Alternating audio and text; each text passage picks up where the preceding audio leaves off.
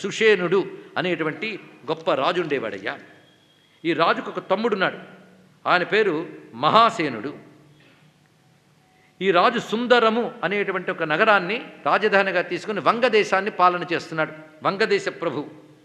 ఇటువంటి వాడు ఒక్కసారి అశ్వమేధయాగం చేయదలుచుకున్నాడు. ఎవరు? సుషేనుడు.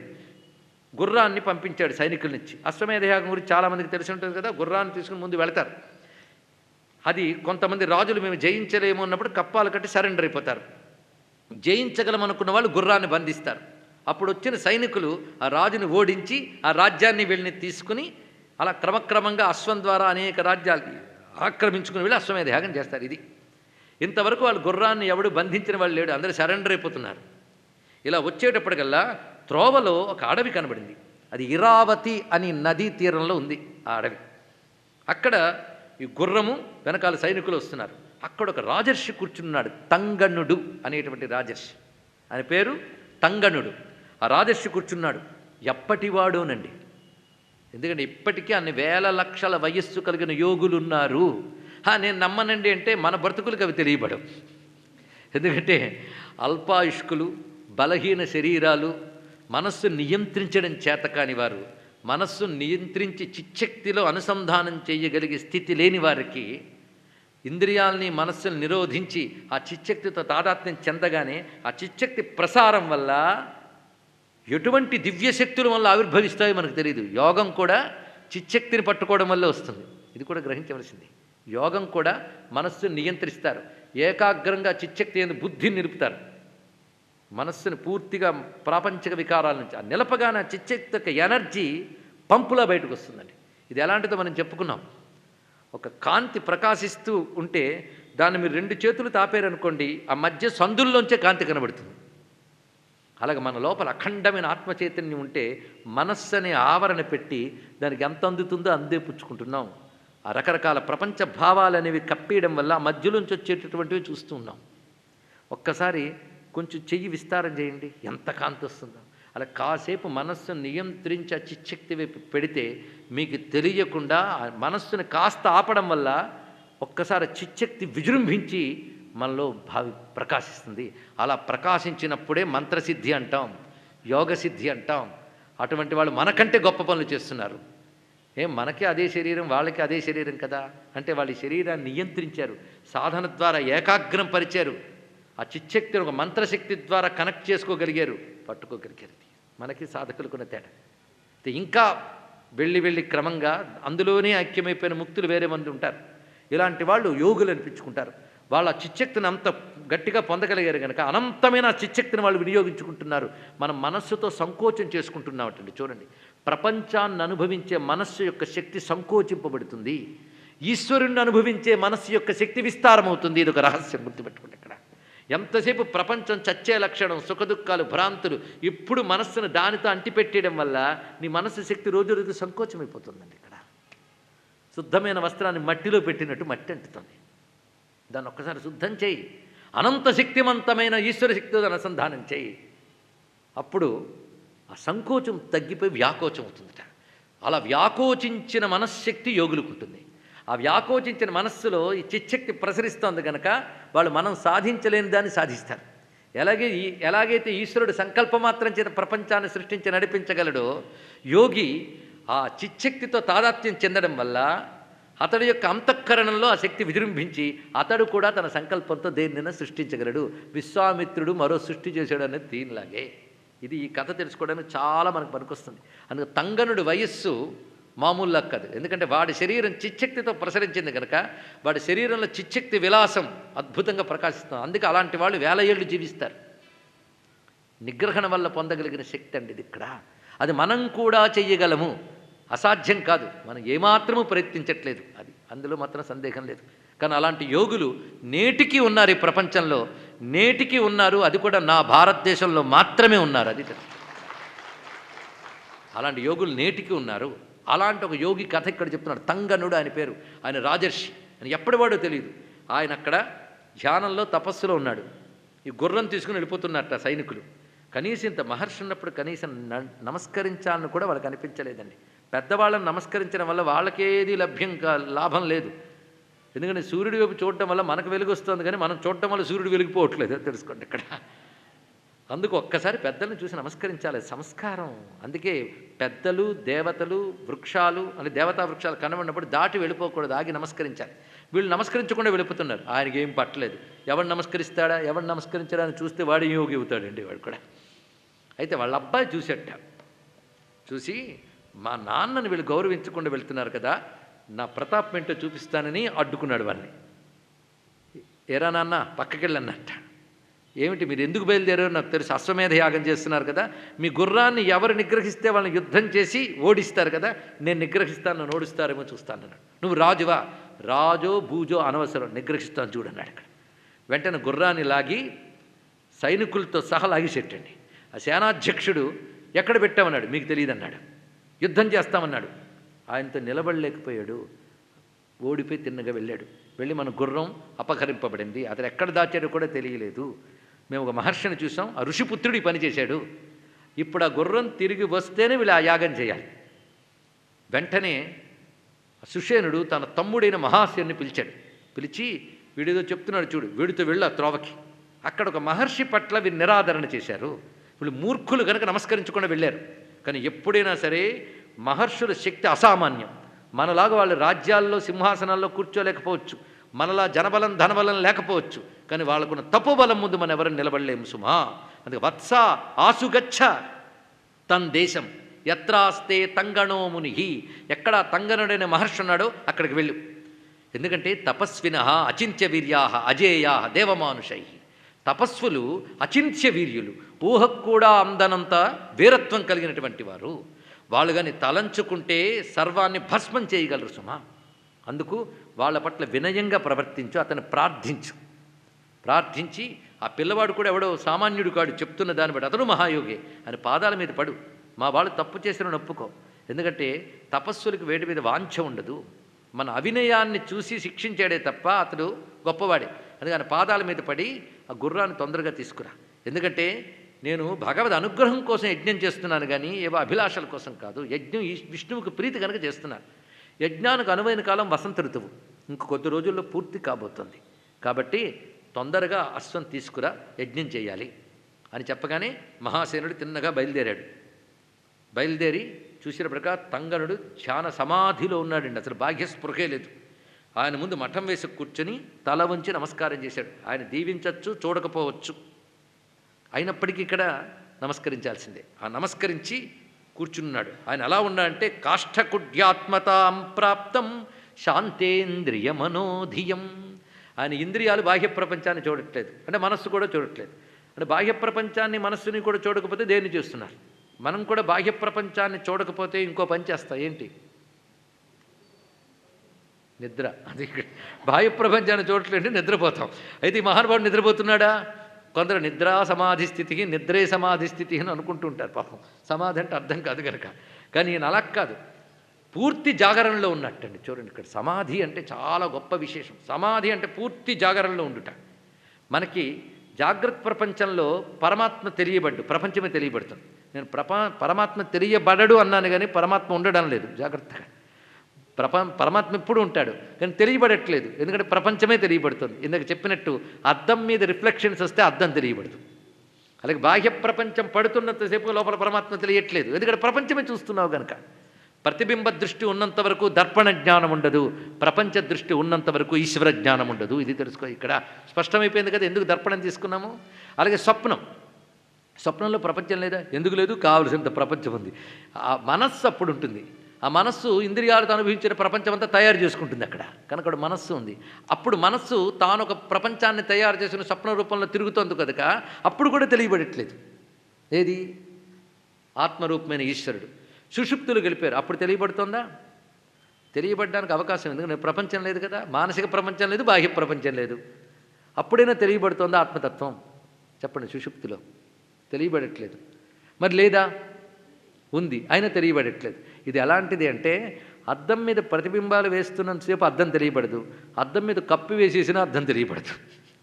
ఈ కప్పేయడం లాంటిదండి సుషుప్తి అంటే. అర్థం తెలుసుకోండి. ఇక్కడ మనస్సును కప్పుకు, ఆ మనస్సు ఆత్మతత్వాన్ని గ్రహించలేని మొద్దుబారుడి స్థితిలో గెలిపింది ఇక్కడ. ఇది తెలుసుకుంటున్నారు. అయితే సుషుప్తి మైనస్ తెలియలేకపోవడం. కొంచెం అర్థం చేసుకోండి. సుషుప్తి మైనస్ తెలియలేకపోవడం అంటే సుషుప్తిలోకి వెళ్ళావు, అప్పుడు కేవలం ఆత్మతత్వం ఉంది, ప్రపంచం లేదు, కానీ తెలియబడట్లేదు కదా. తెలియబడకపోవడం అనేది తీసేయి, ఏముంది? తెలుస్తుంది. ఇప్పుడు పూర్తిగా అనుభూతి ఉంది, ప్రాపంచికమైన వికారాలు ఏమి ఇంక లేవు, పూర్తి అనుభూతి. అది కేవలం దర్పణంగా మిగిలిపోవడం లాంటి స్థితి. ఆ స్థితి పేరు సమాధి. అది తెలుసుకోండి ఇక్కడ. అది మన సుషుప్తులు ఇంచుమించు భగవత్తత్వం దాకా వెళతా ఉంటాం. ఎందుకంటే అలిసిపోయిన పిల్లవాడు తల్లి ఒళ్ళో పడుకున్నట్టు అలిసిపోయిన మనస్సు సుషుప్తిలో ఈశ్వరుడితో ఉంటుంది అన్నాడు ఇక్కడ. కానీ తెలుసుకోలేదు, అంతే ఇక్కడ. తెలుసుకోగలిగితే సమాధి స్థితి ఇక్కడ, పూర్తి జాగరణ. కానీ సమాధి అంటే నిద్ర కాదు, పూర్తి జాగరణ. అయితే ప్రపంచం దృష్టిలో అది నిద్రట. ఎందుకంటే వాడికి ప్రపంచం పట్టించుకోడు కదా, కనుక నిద్రపోయాడని అంటారు.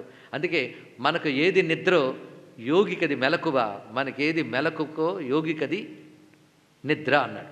మనకు మెలకువ అంటే మన ప్రపంచంలో చాలా మెలకువగా ఉంటాం, ఆ ప్రపంచానికి పట్టదు, అందుకే ప్రపంచానికి నిద్ర. అది కృష్ణ పరమాత్మ గీతలో యానిషా సర్వభూతానాం తస్య జాగ్రత్త సంయమని చెప్పాడు. చూసారా, పరమాత్మ చెప్పింది ఇక్కడ చెప్పుకుంటున్నామండి, వేరేవి కాదు. మొత్తానికి ఈ తంగరుడి స్థితి సమాధి స్థితిలో ఉన్నాడు. అందుకే ఇంద్రియములు మనస్సు నిరోధించి శాంత స్థితిలో ఉన్నాడు. శాంతం ఎక్కడుంది చూసారా? ఇంద్రియాల్లో లేదు. ఉంటే ఇంటికి వెళ్ళాక మంచి నిద్ర పట్టాలని ప్రతివాడు తాపత్రయపడతాడా లేదా? అరే, ప్రపంచం ఇంత అనుభవించడానికి ఉంది కదా, నిద్ర కూడా మానేసి అనుభవిస్తాను ఒక్కడ అనడు. మీరు పరిశీలించారు చూసారా? అంటే నిజమైనటువంటి ఆనందం, తృప్తి ప్రపంచంలో లేదు, అందుకే నిద్రపోవాలని నువ్వు ప్రయత్నిస్తున్నావు. ఇది ఆలోచించి ఇక్కడ. నేను ప్రపంచం ఆనందం అయితే 24 గంటలు. ఒక ఆయన ఏం చేశాడంటే ఎక్కడికో కొడైకెనాల్ వెళ్ళేట, చాలా ఖర్చు పెట్టుకుని హోటల్లో దిగాడు. రాత్రి కూడా నిద్రపోలేదుట. ఎందుకు నిద్రపోలేదంటే, నేను ఇంత ఖర్చు పెట్టుకుని హోటల్లో దిగాను కదా, ఈ హోటల్ని సంపూర్ణంగా అనుభవించాలి.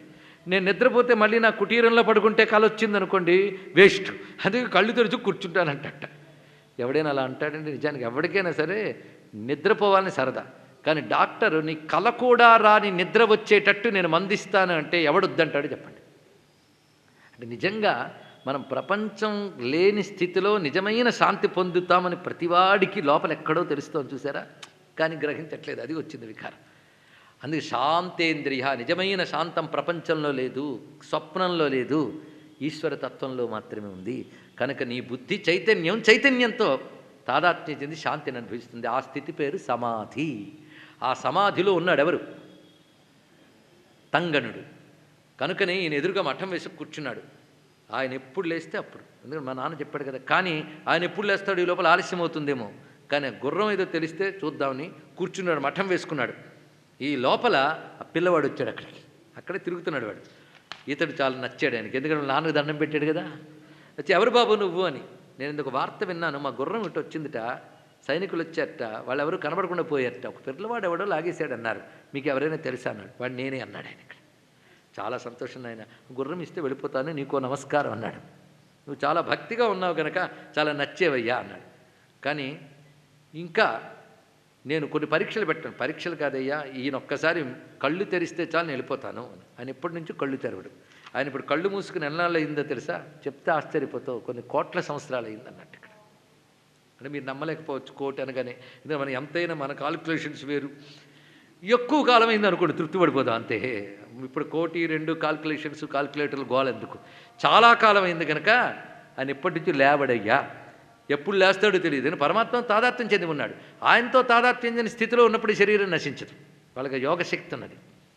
కనుక నీకు యోగులు అర్థం కారులే. మీ ప్రపంచమంతా ఒక ప్రపంచం, వీళ్ళది ఒక ప్రపంచం. యోగుల ప్రపంచం వేరండి. అంతే, ఒక పూట భోజనం చేయలేకపోయేటప్పటికి కడుపులో ఎసిడిటీలు వచ్చే శరీరాలు ఉన్న మనకు అర్థం కాదు. ఇది గ్రహించండి ఇక్కడ.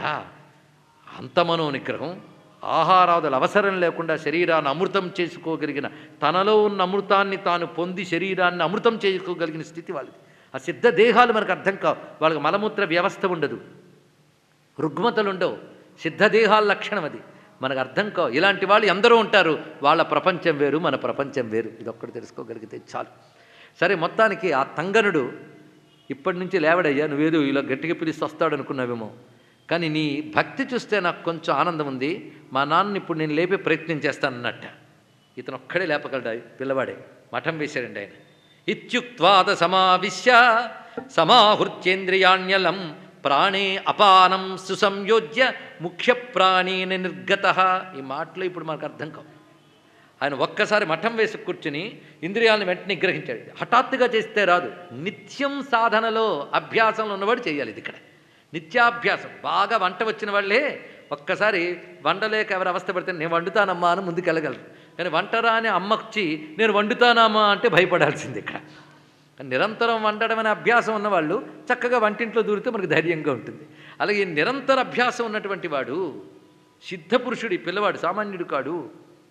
అతడు మా నాన్న ఇన్నాళ్ళ నుంచి ఉన్నాడని చెప్పండి, పిల్లాడు ఎప్పటివాడో ఆలోచించండి. ఇక్కడ ఆయన వెంటనే మఠం వేసుకొని ఒక్కసారి కూర్చొని ఇంద్రియాల నుంచి మనస్సుని లోపలికి తిప్పి ఆ ప్రాణశక్తిని ప్రాణాపానములు సమానము చేసి ముఖ్య ప్రాణంతో ఏకం చేసి ఆడ తర్వాత దానితో తన యొక్క సూక్ష్మమైన లింగ శరీరాన్ని బయటికి తెచ్చట.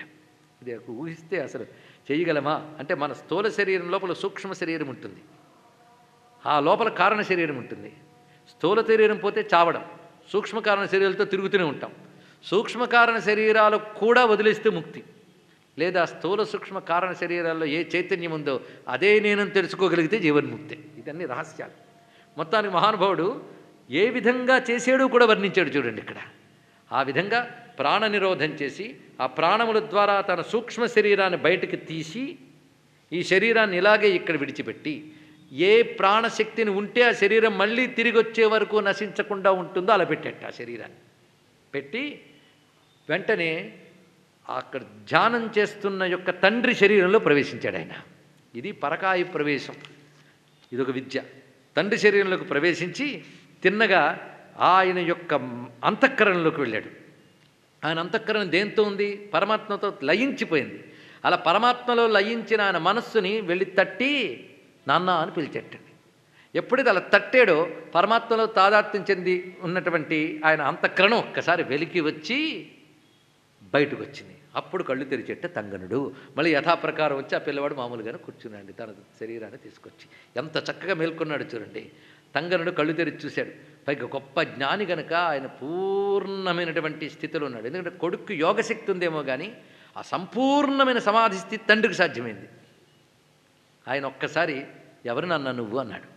ఈయన నమస్కరిస్తున్నాడు. ఆయనకు తెలియకనా మాటిమాటికి దివ్య దృష్టి ఉందని దాన్ని వాడుకోరు. వెంటనే ఒక్కసారి ఆలోచన చేసి నాకు అర్థమైందిలే అని పిల్లవాడిని పిలిచి ఆ గుర్రాన్ని సైనికులనిచ్చి పంపించేసాయి. ఎందుకంటే రాజు లోకక్షేమం కోసం యజ్ఞం చేస్తున్నాడు. ఆ యజ్ఞానికి విఘ్నం ఏర్పడకూడదు. మనం ఆలస్యం చేస్తుంటే చక్కని వసంత ఋతువు అయిపోతుంది, తొందరగా పంపించేసే అన్నాడు.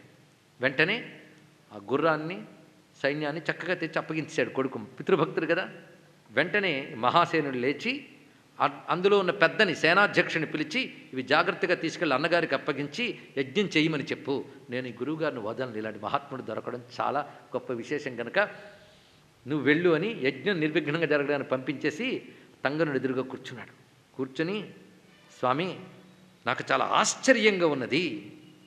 మీరెవరు? మీ అబ్బాయి ఏమిటి? ఈ గుర్రాన్ని వాటిని ఒక పిల్లవాడు ఎలా చేయగలిగాడు? ఇవన్నీ కూడా నాకు తెలుసుకోవాలనుంది, దయచేసి చెప్పండి అంటే, పైగా మీరు మీ అబ్బాయితో చెప్పిన మాటలు వింటూ ఉంటే మీరు సామాన్యులు కారనిపించింది. ఎంత చక్కగా మాట్లాడంటే వత్స నయనం పునఃకార్యం క్రోధస్తు తపసో రిపుహు. గొప్ప మాట చెప్పాడు. నాయనా వాళ్ళ కొడుకుతో ఆయన అన్నమాట, ఇలాంటి పనులు చేయకూడదు సుమా. అతడు ఎవడో నా దండం పెట్టలేదని నీకు కోపం వచ్చిందా? తపస్సుకి క్రోధము శత్రువు. క్రోధం వస్తే తపస్సు క్షీణిస్తుంది. ఇది బాగా గుర్తుపెట్టుకో. కనుక క్రోధక్షన్స్ అంటే ఇవేనండి. కనుక ఎవడు ఆధ్యాత్మిక సాధన చేస్తున్నాడో వాడు క్రోధాన్ని ఎంటర్టైన్ చేయకూడదు. ఎప్పుడు క్రోధం వచ్చిందో అప్పటి వరకు చేసే సాధన పోతూ ఉంటుంది. అందుకే రాజ్ఞాహి రక్షితలోకే తపో నిర్విఘ్నమేధతే. రాజులు రక్షిస్తూ ఉంటేనే మనలాంటి వాళ్ళు తపస్సు చేసుకోగలరు. అందుకే రాజులు చేసేటువంటి పాలన యజ్ఞయాగాలను మనం కాపాడాలి. ఎందుకంటే వాళ్ళు మనల్ని కాపాడుతున్నారు కనుక ఇది తెలుసుకో. యజ్ఞానికి విఘ్నం కలిగించకూడదయ్యా, నువ్వు ఆ పని చేసావు. యజ్ఞానికి విఘ్నం కలిగించడం రాక్షసుల లక్షణం, యోగుల లక్షణం కాదు నాయన అన్నట్టు. ఇంత చక్కగా మీరు మీ అబ్బాయికి చెప్పగానే మీ అబ్బాయి అంత బుద్ధిగా విన్నాడు. ఎప్పుడో నేను ఆశ్చర్యపోయాను. పైగా మీరు ఆ సమాధిలో ఉండడం ఏంటి, ఈయన వెళ్ళి లేపడం ఏంటి, ఇది కూడా నాకు ఆనందం కలిగించింది. కనుక దయచేసి నాకు ఇది అర్థమయ్యేటట్టు వివరించండి అంటే, నేను ఒకప్పుడు రాజుని నాయన. చాలా కాలం నేను చతుస్సముద్ర ముద్రితమైన భూవలయాన్ని పాలించాను. అంటే అఖండ భూమండలాన్ని పాలించిన చక్రవర్తిని. అయితే కొంతకాలానికి నాకు జగద్గురువైన పరమేశ్వరుని యొక్క అనుగ్రహం వల్ల నా స్వస్వరూపమైన ఆత్మ కేవలం సర్వలోకానికి అధీశ్వరి చిద్రూపిణి అయినటువంటి త్రిపుర సుందరియే అని గ్రహించగలిగాను. అది కేవలం జగద్గురు అనుగ్రహం వల్ల, సద్గురువు కృప వల్ల మాత్రమే గ్రహించగలిగాను. ఆ గ్రహింపు రాగానే కేవలం మహాత్రిపుర సుందరి త్రిపురాం లోక సంస్థానం నీరసం విమృతం స్తథా మహాదేవ ప్రసాదేన జ్ఞాత్వా చితిం అధీశ్వరీం. సర్వజగదధీశ్వరి చితిస్తత్పద లక్ష్యార్థ అయినటువంటి ఆ పరాశక్తిని నేను గ్రహించగలిగి నా స్వస్వరూపం అదే అని తెలియగానే ఇక ఇతర ప్రపంచం మీద నాకు వైరాగ్యం కలిగింది. ఇక రాజ్యపాలన చేద్దామా అంటే కొడుకులు ప్రయోజకులయ్యారు. ఇక ధర్మం కోసమని నేను గృహస్థ ధర్మాన్ని అంటిపెట్టుకోవలసిన అవసరం లేదు. ఎందుకంటే ఎంతవరకు గృహస్థ ధర్మంలో ఉండాలంటే ధర్మం కోసమే ఉండాలి. జ్ఞాన వైరాగ్యాలు కలిగాక ధర్మానికి దెబ్బ తగలదు అంటే గృహస్థాశ్రమాన్ని విడిచిపెట్టవచ్చు. అందుకే నాదైన రాజధర్మాన్ని నా కొడుకులకు అప్పగించేసి నేను వచ్చేసాను. ఈ అడవిలోకి వచ్చి తపస్సు చేస్తున్నాను. అయితే నా భార్య మహాపతివ్రత, ఆవిడ కూడా నన్ను అనుసరించి వచ్చింది. ఆవిడ కూడా నా వలనే గురువులను ఆశ్రయించి యోగాన్ని తెలుసుకుని సాధన చేసింది. నాకు కావలసినవన్నీ ఏర్పాటు చేసేది. బహుకాలం నేను సాధన చేస్తుంటే నా ద్వారా యోగ ప్రక్రియలు నేర్చుకుని నా భార్య కూడా ఉన్నతమైన స్థితికి చేరింది. కానీ ఒకసారి నేను ధ్యానంలో అలా ఉన్నాను. ఆమె కొంతసేపటికి ధ్యానం చాలించి నన్ను చూసింది. అప్పుడు ఆ మనస్సుకి ఎందుకో నా పైన విపరీతమైన ప్రేమ కలిగింది. భార్యాభర్తలము గనక నాపై కామభావం కలిగింది ఆమెకి. కానీ నిశ్చలమైన సమాధి స్థితిలో ఉంటే ఆవిడ ఒక్కసారి ధ్యానము ద్వారా, యోగము ద్వారా తన మనస్సుతో నాతో రమించినట్లు భావన చేసింది. ఆవిడ యోగ స్థితి వల్ల భావనగా మిగిలిపోకుండా సత్యరూపం ధరించింది. చూశారు, ఇది ఆలోచించవలసినది. మనం ఎన్నో భావిస్తా అంట, కానీ భావం స్థిరపడదు. భావం సిద్ధం కావాలంటే యోగం వల్ల సాధ్యమవుతుంది. ఆవిడ భావన ఒక యోగముతో చేసింది. ఆ యోగముతో చేయడం వల్ల ఆవిడ భావన నాతో తాదాత్మ్యం చెంది ఆమె ఒక అద్భుతమైన శిశువుని కన్నది. ఇది మానసిక శిశువు ఉత్పత్తి ఇలా జరుగుతుంది. శిశువుని కన్నది. ఆ శిశువుని కన్న తర్వాత నా ఒళ్ళో పెట్టింది. ఆ తర్వాత నన్ను లేపగలిగింది. ఇదిగో ఈ శిశువుని నీకు ఇచ్చాను, ఇంకా ఈ దేహాన్ని నేను చాలిస్తున్నాను, ఇదొక వాసనారూపంగా ప్రారంధం మిగిలింది, ఈ శిశువుని కన్నా నీకు అప్పగించాను అని చెప్పి ఆవిడ ధ్యానంలోకి వెళ్ళి యోగ ప్రక్రియలో తన శరీరంలో ఒక్కొక్క భూతాన్ని ఆ భూతంతో కలిపిందిట. అసలు ఇలాంటి మరణాలు మనకు ఊహకైనా అందుతాయా అండి? మనకు అందదు కనుక లేదనవచ్చు. కానీ అలాంటి ఒకనొక మహాత్ములు ఉంటారు. ఈవిడి స్త్రీ కూడా ఆ స్థితికి వెళ్ళిందని తెలుసుకోగలిగారు. ఇక్కడ పంచభూతాల్లో తన యొక్క శరీరంలోంచి ఒక్కొక్క భూతాన్ని విలీనం చేసి ఆ శుద్ధతత్వంలో తాను ఐక్యమైపోయింది. ఇక్కడ అప్పటి నుంచి నేనేం చేశానంటే ఈ పిల్లవాడిని పెంచాను. వాడికి నేను యోగం నేర్పాను. నా దగ్గర నుంచి యోగ విద్య నేర్చుకున్నాడు. యోగ విద్యతో ఆయన ఏం చేశారంటే భావనాయోగం అనేది ప్రాక్టీస్ చేశాడు. భావనని సిద్ధం చేసుకున్న యోగం ఒకటి తెలుసుకున్నాడు. దానితో ఏం చేశాడంటే ఆ కనబడుతున్న రాయి ఉంది చూసావు, ఎంత ఉంటుంది అది? నువ్వు చుట్టూ వచ్చు అంత ఉంటుంది ఆ రాయి. ఆ రాయి లోపల అతడు యోగశక్తితో ఒక లోకం తయారు చేశాడు. అంత గొప్పవాడు వీడు అని చెప్పగానే వెంటనే ఆ లోకం చూపించి అబ్బాయికి అన్నాడు. ఆ అబ్బాయి లేచి నాన్నగారు చెప్పారు కనుక రాజా చూపిస్తాను రా అని లోపలికి తీసుకెళ్ళాడండి. ఆశ్చర్యం, అసలు ఆ బండరాయిలోకి వెళ్ళలేరు ఎవరు. అలాంటిది పిల్లవాడు లోపలికి వెళ్ళిపోయి రా అన్నాడు. ఈయన వెళ్ళగలడా? టపీ అని రాయికి తగిలింది దీనికి. ఈయనతో లోపలికి వెళ్ళిపోయాడు కానీ రాయి మొహానికి తగిలింది. నేను రాలేకపోతున్నాను. మళ్ళీ బయటకు వచ్చాడు. ఓహో నువ్వు రాలేవు కదా, నేనేదో నాకు అలవాటు అయిపోయింది వెళ్ళి రావడం. నువ్వు ఇప్పుడు రాలేవు కదా. ఒకట్లే యోగసిద్ధి ఎవరికి లేదో వాళ్ళు ఈ రాయి దాటి లోపలికి రాలేరు. అంటే యోగసిద్ధి కానీ ఉంటే స్థూల శరీరంలో ప్రవేశించలేని దానిలోకి ప్రవేశించవచ్చు. ఇది అర్థం చేసుకోవాలి. అలాంటి వాటికి పూర్వకాలంలో ఇలాంటి చరిత్రలు చాలామందికి తెలుసు. ఎందుకంటే అలాంటి యోగుల వద్దకు వెళ్ళేవారు. ఇప్పుడు ఆ ప్రపంచపు వాసన లేకుండా మనకు మనం ఇంకా బహిర్ముఖలమైపోతూ భౌతిక ప్రపంచాన్ని పెంచుకుంటూ ఈ సుఖదుఖాలు పట్టుకు వేలాడుతూ ఆయువు పూర్తయ్యే వరకు ఇలాగే ప్రవర్తిస్తున్నాం కనుక ఇవి చెప్తే ఆశ్చర్యం కలుగుతాయి. ఇప్పటికి ఉన్నాయి. లేకపోతే శంకర భగవత్పాలు వారు వెళ్ళేటప్పటికీ గోవింద భగవత్పాలు వారు ఏ గుహలో ఉన్నారో అక్కడ ఎదురుగా నిలబడ్డారు. ఆ గుహ ద్వారా ఎంత ఉందో తెలుసా? ప్రాదేశమాత్రం అంటే ఇంతండి, బొటనవేలు నుంచి చూపుడు వేలు కొస వరకు ఆ లోపల ఉన్నట్టు గోవింద భగవత్పాలు వారు. అరే ఒక వ్యక్తి లోపలికి ఎలా దూరగలిగాడు? ఇది ఆలోచన వస్తుందా? అంటే యోగశక్తి ఉన్నటువంటి వారు మనం చూస్తే స్థూలత్వాన్ని ఎంత సూక్ష్మం చేసుకోగలరు. ఆఖరికి రాయిని పగల కొట్టకుండా రాయికి తలుపు పెట్టకుండా లోపలికి వెళ్ళాడు ఆయన. ఈయన వెళ్ళలేడుగా. ఓహో, నీకు యోగ సిద్ధి లేదు కదా, రా కూర్చో, నేను చెప్తాను నీకు ఎలా తీసుకెళ్లాలో అని చెప్తే, ఇప్పుడు ఆ శరీరాన్ని అక్కడ విడిచిపెట్టి నువ్వు లోపలికి రా అన్నాడు. దేవుడయ్యో శరీరాన్ని విడిచిపెట్టలేవు, నాకు శరీరమే నేనుగా అన్నాడు. చూసా, స్థూల సూక్ష్మ కారణ శరీరాలు 3 ఉన్నాయి, 3 నువ్వు కావనే జ్ఞానం రావాలి. అలానే స్థూల దేహమే నేననే అజ్ఞానం నుంచి ఇంకా బయటపడలేదు కదా. సరే, నీకు యోగం రాదన్న విషయం నాకు తెలియలేదు. నువ్వు కళ్ళు మూసుకుని ప్రాణశక్తిని బయటికి లాగి ఇది కొంతైనా ప్రాక్టీస్ చేసావు అనుకున్నాను. ఓహో, నీకు అది తెలియదా, అయితే నేనే చేయాలరా, కూర్చో ఎదురుగా అన్నాడు. కూర్చోపెట్టి తాను మళ్ళీ మఠం వేశాడండి. మఠం వేసి ముందుగా ఇతను గుహలో పెట్టాడు. ఎవరు ఎక్కువ ప్రవేశించలేని గుహలో పెట్టి అతడి ముందు తాను కూర్చొని ఒక్కసారిగా తన నుంచి ప్రాణశక్తిని ఒక్కసారి లేపి అతడిలోకి ప్రవేశించి, రాజు శరీరంలోకి ప్రవేశించి, అతడి లింగ శరీరాన్ని, అంటే యాస్ట్రల్ బాడీ, కారణ సూక్ష్మదేహాలు కలిసిపోయిన దాన్ని లింగ శరీరం అంటారు. తెలుసుకోండి. దీన్ని బట్టి మన లోపల ఎన్ని లేయర్స్ ఉన్నాయో కనీసం ఆలోచన తిప్పినా చాలు ఈ కథ యొక్క ప్రయోజనం. తీశాడు బయటికి. ఆ లింగ శరీరాన్ని అయితే తీశాడు, కానీ అది తిరగడానికి కావలసిన ఇప్పుడు శరీరం లేదు, ఈ దేహమా లోపలికి రాదు. అప్పుడు ఏం చేశాడంటే ఆ పిల్లవాడు తన సంకల్ప శక్తితో ఒక శరీరాన్ని సృష్టించాడు. ఆ శరీరంలోకి రాజు యొక్క లింగ శరీరం ప్రవేశపెట్టాడు. రాజు లింగ శరీరం ఇంతవరకు ఆ దేహంతో ఉంది కనుక నేను ఫలానా రాజుని, నా పేరు ఫలానా, ఆస్పృహతోనే ఉంది ఆ లింగ శరీరం. ఎందుకంటే మెమొరీ, రుచి, అనుభూతి అంత లింగ శరీరానికి ఉంటుంది, స్థూల శరీరానికి ఉండదు. అది డూమిది, ఏమీ ఉండదు. అనుభవము, గ్రహించే శక్తి అంతా సూక్ష్మ శరీరంలోనే ఉంటుంది. ఆ రాజు యొక్క సూక్ష్మ శరీరం అలాగే తెచ్చాడు కనుక ఆ దేహవాసనే దానికి ఉంది. దాన్ని ఇతడు తయారు చేసినటువంటి ఒక సంకల్ప శరీరంలో ప్రవేశింపజేశాడు. ఎందుకంటే దానిలోకి ప్రవేశించగలిగేది అదే శరీరం. అలా ప్రవేశింపజేయగానే రాజుకు ఒక్కసారి మెలకు వచ్చింది. చూసుకున్నాడు, ఈ శరీరం ఏమిటి అని. నేనే ఇచ్చానులే, ఇంచుమించు ఇదివరకు నీ బాడీ ఎలా ఉందో అలా ఉండేటట్టు నేను సంకల్పంతో తయారు చేశాను. మనం కూడా సంకల్పంతో కొన్ని ఊహలు చేసుకుంటాం. మఠం వేసుకుని ఏదైనా ఊహించుకుంటే కనబడుతుంటుంది బొమ్మ మనకి. అయితే మనకి ఆ బొమ్మను ఎదురుగా చూపించే శక్తి ఉండదు.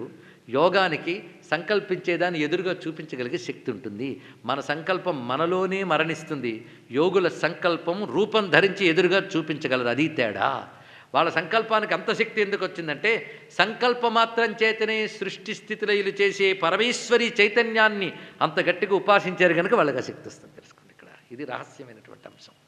అందుకే ఆ సంకల్ప శరీరంలో ఇతని శరీరాన్ని ప్రవేశింపజేసి రా అన్నాడు. లోపలికి లాగాడు, రాతిలోకి వెళ్ళిపోయారండి. ఆ రాతిలో విశాలమైన అంతరిక్షం, గ్రహాలు, నక్షత్రాలు. ఇతను చూసి భయపడిపోయాడు, కింద పడిపోతానేమో అనిపించింది. ఆకాశంలో నడిపిస్తున్నాడు. ఎక్కడుంది ఆకాశం? రాతిలో. బయట ఆకాశం కాదు, ఆ రాతి లోపల ఆకాశం. అందులో అనేక గ్రహాలు, నక్షత్రాలు, ఎడారులు, పర్వతాలు కనిపిస్తుంటే చంద్రమండలం కనబడింది, సూర్యమండలం కనబడింది. అక్కడ ఒక అద్భుతమైనటువంటి కైలాస పర్వతంలో తెల్లగా ఉన్న కొండ, దాని మీద కూర్చోబెట్టాడు. చలేస్తుంది అన్నాడు. అవునా, సరేలే పద ఇంకో చోటుకి వెళ్దామన్నాడు. అక్కడ కూర్చోబెట్టాడు. కూర్చోబెట్టి ఎలా ఉందన్నాడు. ఎంత అద్భుతంగా ఉన్నదో అన్నాడు. ఇదంతా నేను తయారు చేసుకున్న లోకం నాయన అన్నాడు ఇక్కడ. ఎందుకంటే మా నాన్న ఒకప్పుడు రాజు, కానీ నేను పిల్లాడిగా పుట్టేటప్పటికి యోగి. మా నాన్న ఒకసారి తన కథ చెప్తూ నేను రాజుని అన్నాడు. అయితే నాన్న, నాకు కూడా రాజ్యపాలన చేయాలని ఉంది అన్నాను మా నాన్నతో. నీకు యోగం నేర్పాను కదా నాయన, నువ్వు వెళ్ళి భూమి మీద ఎవడో రాజును జయించి వాడు రాజ్యం పాలించి వాడితో శత్రుత్వం పెట్టుకునే కంటే నీకు నువ్వే ఒక రాజ్యం ఏంటి లోకమే ఏర్పరచుకుని పాలించుకో అని చెప్పాడు నాకు ఇక్కడ. చూసారు, మనం కూడా ఒక్కొక్కప్పుడు మనం ఒక లోకం ఏర్పరచుకుని మనమే దానికి రాజు అయిపోతుంటాం. అవునా లేదా? మనస్సులో ప్రశాంతంగా, ఇప్పుడు మన ప్రశాంతత దొరకట్లేదు, కానీ ఎక్కడైనా ప్రశాంతంగా కూర్చుంటే మీకు మీరు ఒక రాజ్యం ఊహించుకోవచ్చు, మీకు మీరు రాజు అయిపోవచ్చు. ఆ రాజు అయిపోయి ఒక్కొక్కరిని శాసించుతున్నట్టు కల రావచ్చు. కల కాదు, ఊహలోనే చేయొచ్చు మీరు తప్పకుండా. అంతేకాదు, మిమ్మల్ని రోజు హింసించే బాసు మీ చేత దెబ్బలు తిన్నట్టు కూడా ఊహించుకోవచ్చు. అది సంకల్పమే, ఊహే. కానీ ఏమిటి, ఊహలోనే. పోనీ అక్కడైనా ఆనందించాం ఒక్కసారి, ఎంత రిలీఫో. అందుకోసారి ఊహించుకొని క్లియర్ చేసేసుకుంటూ ఉండాలండి. అయితే భావనా యోగం ఉంటే ఊహని సత్యం చేసుకోగలరు.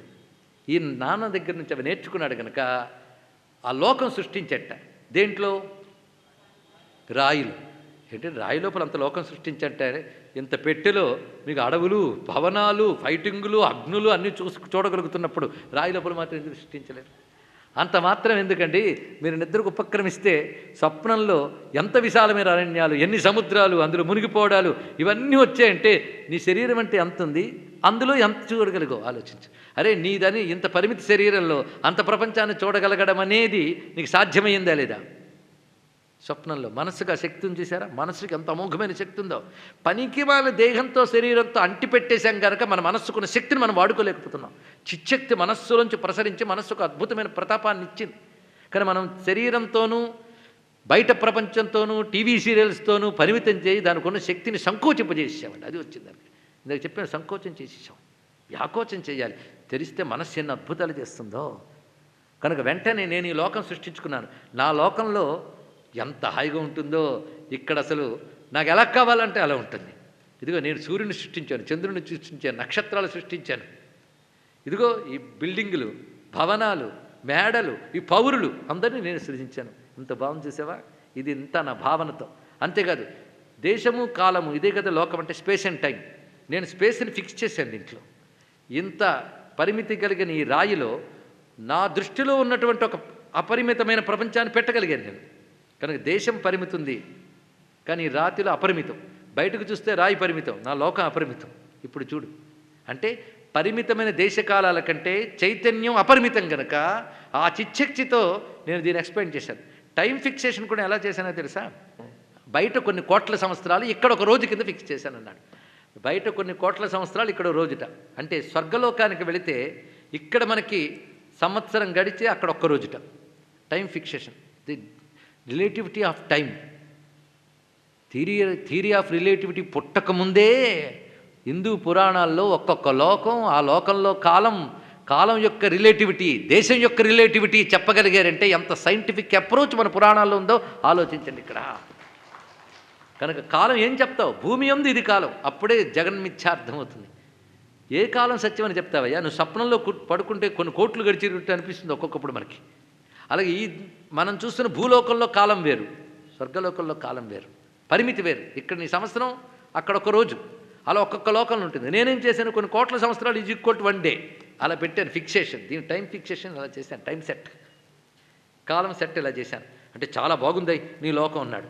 అయితే ఇలాంటి సిద్ధులు తప్పకుండా ఇది విశేషించి యోగులకు వస్తాయని పతంజలి యోగ సూత్రాల్లో విభూతి ప్రకరణం అనే దాంట్లో చెప్తాడు. యోగ సాధన అంటే మనం ఈ రోజుల్లో ఎక్సర్సైజ్ చేసి పొట్ట లోపలికి లాగేసి ఊపిరి తీసేసి అదే యోగ శాస్త్రం అనే భ్రాంతిలో ఉన్నాం. కానీ యోగం ఎన్ని రకాలు? యమ నియమాసన ప్రాణాయామ ప్రత్యాహార ధారణ ధ్యాన సమాధ్యష్టాంగ యోగముల్లో ఆసన ప్రాణాయామ పద్ధతులు ఎన్నున్నాయో అవన్నీ చేయగలిగితే కొన్ని శక్తులు వస్తాయట శరీరానికి. అందులో ఒకటి బంధకారణ శైథిల్యాత్ ప్రచార సంవేదనాచ చిత్తస్య పరశరీరావేశ. పరశరీరంలో ఆవేశించవచ్చు చిత్తాన్ని, దాని పద్ధతి ఎలాగో చెప్పాడు. అలాగే అణిమాద్యష్ట సిద్ధయ తత అణిమాది ప్రాదుర్భావ కాయ సంపత్ ధర్మానభిఘాతశ్చ అనే సూత్రంలో చెప్తాడు. విభూతిపాదంలో, పతంజలి యోగ సూత్రంలో విభూతిపాదం అని ఒక ప్రత్యేకమైనటువంటి అధ్యాయం. అందులో సూత్రాల్లో ఈ మాటలు చెప్తాడు. దీన్ని బట్టి అణిమాది సిద్ధులు జరుగుతాయి. ఈ అణిమాది సిద్ధుల్లో తేలిగ్గా అవడం, బరువుగా అవడం, ఇంతవడం, పెరగడం, ఎక్కడున్న దాన్ని ఇక్కడ తేగలగడం, ఇలాంటివి జరుగుతాయి. అందులో ఈశిత్వ సిద్ధి అని ఒకటి ఉంది. ఆ ఈశిత్వ సిద్ధి అనేది పొందితే ఇది చేయగలటండి.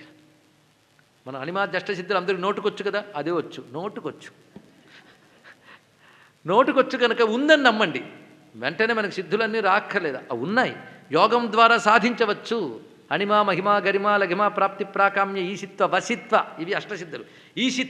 ఈశిత్వం అనే సిద్ధికి కొంత ఈశ్వరత్వ శక్తి వస్తుంది. అందుకే ఈశ్వరుడు ప్రపంచాన్ని బయట ఎక్కడి నుంచో తెచ్చి సృష్టించలేదు. పైగా ఈశ్వరుడు ఒక చోట పుట్టి ప్రపంచం మరొక చోట చేయలేదు. అవునా లేదా? చేస్తే ప్రపంచం వేరు, ఆయన వేరు అవుతారు. ఈశ్వరుడు తన యందే ప్రపంచాన్ని సృష్టించాడు. అంటే తన చైతన్యమునందే ప్రపంచాన్ని ప్రకాశింపజేస్తున్నాడు. ఒక యోగి తన సంకల్పంతో ఇంత సృష్టించగలిగినప్పుడు యోగులకే యోగి అయిన వాడు ఎంత సృష్టించగలడో ఆలోచించుకో అన్నాడు ఇక్కడ. కనుక ఆ మహానుభావుడు ఇంకెంతో ఆలోచించు, యోగులకే సాధ్యమవుతుంది. అందుకే పరమాణువుల వల్ల ప్రకృతి వల్ల సృష్టి అవుతుందంటే నీ మూర్ఖ, ఊరుకో. ఈశ్వర సంకల్పం వల్ల అవుతుంది. ఎలా అవుతుందండి అంటే ఒక యోగే తన సంకల్పంతో చేయగలిగినప్పుడు ఈశ్వరుడు చేయలేడా? ఈ మాట చెప్పడం వల్ల తన సంకల్పంతో ఈశ్వరుడు సృజించినప్పుడు సృజింపబడ్డ ప్రపంచం ఎక్కడుంది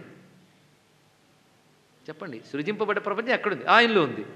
అటువంటప్పుడు ప్రపంచం ఆయన స్వరూపమేగా. ఇది ఆలోచిస్తే ఆయన యందు ప్రతిఫలిస్తున్న ప్రపంచాన్ని ఆయనకి భేదం లేదుగా. అప్పుడు సర్వం ఈశ్వరమయం అని తెలిసే ప్రపంచ దృష్టి వెళ్ళిపోయిందా లేదా? ఇదే విశ్వరూప సందర్శనంలో మనం చూడగలిగేది అదే. అరే, ఒక చిన్న రాయిలోనే ఒక లోకాన్ని చూపించగలిగాడు యోగి. యోగీశ్వరేశ్వరుడు సాక్షాత్ పరమాత్మైన శ్రీకృష్ణుడు సమస్త విశ్వాన్ని తనలో చూపించడంలో ఆశ్చర్యమే ఉంది. అక్కడ అర్జునుడికి ఇచ్చిన జ్ఞానం ఏంటంటే విశ్వాన్ని చూస్తూ కూర్చోవడం కాదు, విశ్వం విష్ణువే అని తెలుసుకోవడం అర్జునుడికి ఇచ్చిన జ్ఞానం. ఎప్పుడైతే విశ్వం విష్ణు అని తెలుసుకున్నావో విశ్వం అనే భావం డిజపియరే, విష్ణు అనే తత్వం తెలిసిపోయింది. అప్పుడు విష్ణువే సత్యం, విశ్వం అందులో ప్రతిబింబంలా కదులుతూ ఉన్నాయి. ఇందాక చెప్పిన మొట్టమొదటి దర్పణ భావం అదే. ఆ లోపల ఆత్మతత్వమే ఆ ఈశ్వరుడు, అందులో ప్రకాశం, విశ్వం ప్రకాశిస్తుంది. కనుక దేనివల్ల విశ్వం ప్రకాశిస్తుందో దాన్ని తెలుసుకోగలిగితే ఈశ్వర జ్ఞానం అదే. ఇప్పుడు ఈ విధంగా నేను ఇలా చేయగలిగాను నాయన అనగానే చాలా బాగుందని. ఇప్పుడు మనం బయటకు వెళ్దామా? పైగా అందులో బ్రహ్మలోకం, స్వర్గలోకం అన్నీ ఉన్నాయటండి. ఎన్నెన్నో అన్నీ చూపించాడు ఆయన. మొత్తం చూపించేసి ఒక రోజు అయింది మనం మొత్తం తిరిగాం. ఇంకా ఉండాలనంటే ఉండాలనుంది కానీ కొంచెం బయటకు కూడా వెళదాం అన్నట్టు. సరే ఒక రోజు అయిపోయింది కదా, పదద్దా అని తీసుకెళ్ళాడు. తీసుకెళ్తే అక్కడ వాళ్ళ నాన్న లేడు, ఆ చోటంతా మారిపోయింది. బయటికి రాగానే మనం ఇప్పుడు ఏ లోకానికి వచ్చామన్నాడు. ఏ లోకానికి రాలే, ఇదివరకు బండలోకి దూరకముందు ఏది ఉందో అదే ఇది అన్నాడు. మరి అప్పుడు ఇలా లేదే, వేరేగా ఉండాలే అని.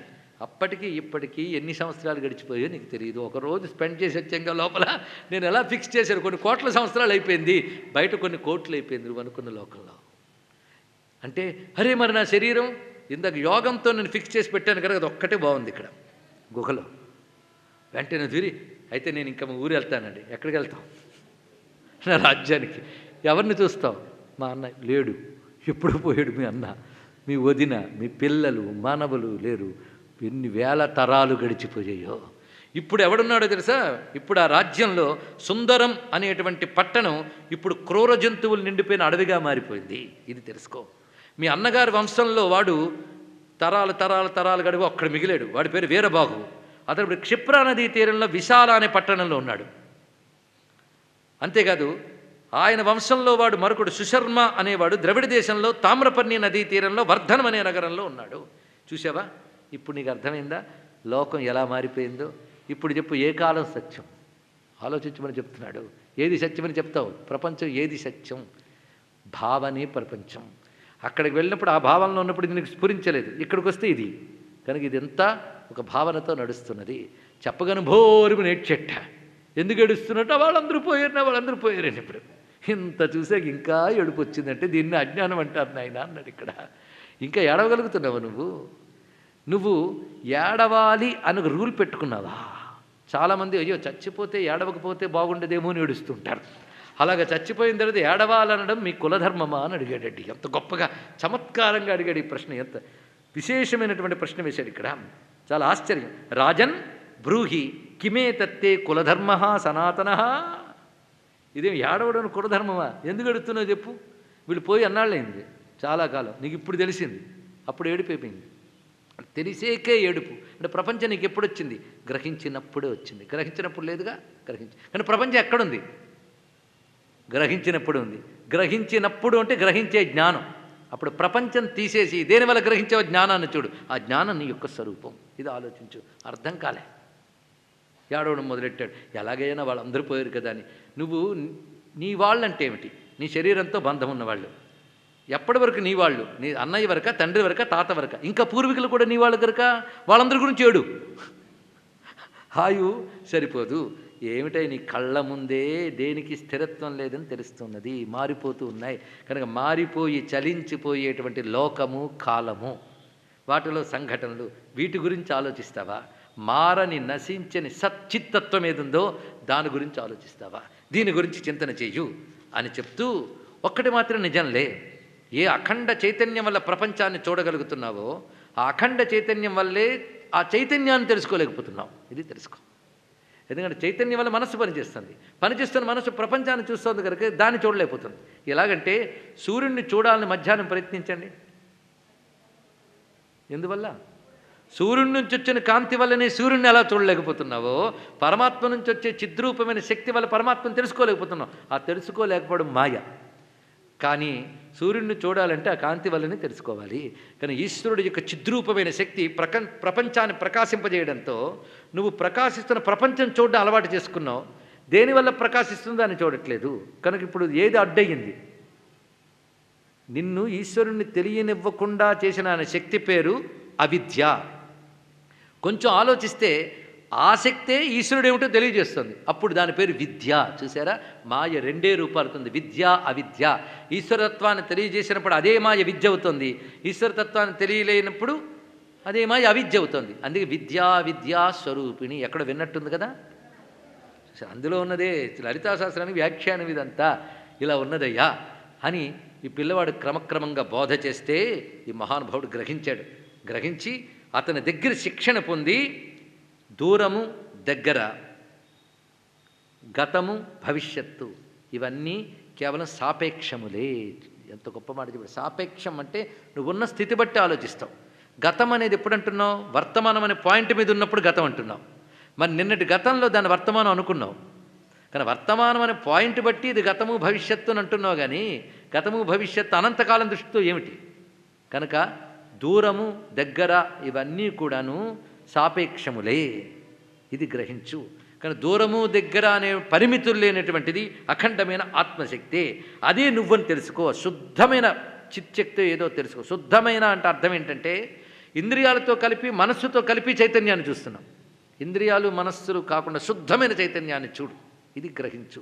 అశుద్ధమైన చైతన్యాన్ని గ్రహించు. ఇది ఎలాంటిదంటే గోడల మీద పడ్డ కాంతి గోడ రంగుతో చూస్తున్నావు, కానీ రంగు వేరు కాంతి వేరుని చూడు. అప్పుడు కాంతి యొక్క ప్యూరిటీ నీకు తెలుస్తుంది. ఆ చితి యొక్క ప్యూర్ అయిన శక్తిని గ్రహించు, అది నువ్వని భావించు. ఇంతవరకు జగము నేను దేహము నేను అనుకోవడం వల్ల నువ్వు భ్రాంతిలో ఉన్నావు. ఇప్పుడు నేను చేసిన దానివల్ల రెండు నువ్వు కావని తెలియాలి. ఆ చైతన్యం వైపు ఆలోచించు అని జాగ్రత్తగా చెప్పగానే వెంటనే నిత్యమైన ఆత్మతత్వాన్ని చింతన చేస్తూ దానికి అవరోధంగా ఉన్న కామక్రోధాలని నెమ్మదిగా తగ్గించుకున్నాడు. ముందు కామక్రోధాలు తగ్గించుకోవాలి, అప్పుడు ఇది అర్థమవుతుందండి. వెంటనే అర్థం కాదు. దాన్ని తగ్గించుకుని చాలా కాలం సమాధిని అభ్యాసం చేసి తర్వాత అఖండమైన స్వతంత్రతాశక్తి అయినటువంటి ఆ చైతన్యాన్ని గ్రహించి గురువైన ఋషిపుత్రుని వల్లనే ఇతరు కూడా లోకాలను సృష్టించగలిగే స్థితికి వెళ్ళి క్రమంగా ఈ దేహం కానీ దేహంతో చూసే ప్రపంచం కానీ ఇవి ఆభాసులు మాత్రమే. ఏది ఉండడం వల్ల ఇవి ఉన్నట్టు కనిపిస్తున్నాయో అది మాత్రమే సత్యము. సముద్రం అనేది ఉండడం వల్లే కెరటాలు కనబడుతున్నాయి, కానీ జలం అనే దృష్టితో జలం అనేది ఎలా సత్యమో, ఆ సత్యమైన జలం దృష్టితో చూస్తే ఏకసముద్రం ఎలా గోచరిస్తున్నదో చిత్ దృష్టితో చూస్తే విశ్వమంతా పరచితి అని తెలుస్తున్నది అంటూ క్రమంగా జీవించి ఉన్నంతకాలం అటువంటి యోగస్థితికి వెళ్ళినటువంటి వాడే మహాసేనుడు తర్వాత శరీరాన్ని కూడా పరిత్యజించి విదేహముక్తిని కూడా పొందాడయ్యా. ఇది క్రమం అంటూ దీనిని శైలలోకాఖ్యానం అనే అధ్యాయంలో ఎంత చక్కగా చెప్పాడు. దీన్ని బట్టి దేశము కాలము లోకము ఇవన్నీ కూడా లేవని కాదు, కానీ చిత్తమనేటటువంటి దర్పణంలో ప్రతిఫలిస్తున్నాయి. మనస్సు ద్వారా ఇంద్రియాల ద్వారా గ్రహించినవే చిత్ అనే దర్పణంలో ప్రకాశిస్తున్నాయి. కనుక ప్రకాశిస్తున్న వస్తువుని కాకుండా దేని యందు ప్రకాశిస్తుందో ఆ చిత్తు యందే దృష్టిని పెట్టి దానితో తాదాత్మ్యం చెందు. ఆ తాదాత్మ్యం స్థిరపడి అదే నేననే గ్రహించగలిగితే దాని పేరే మోక్షము. ఇది అర్థమైంది కదా అన్నాడు పరశురాముడితో దత్తాత్రేయులు వారు. పరశురాముడు చాలా సంతోషంగా అంగీకరించాడు.